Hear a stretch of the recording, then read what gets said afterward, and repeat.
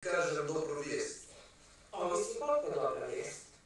Ovo bi mogla vrijediti poprilično, mislim da će ti se svidjeti. Jel ti mene slušaš? Evo slušam, reci.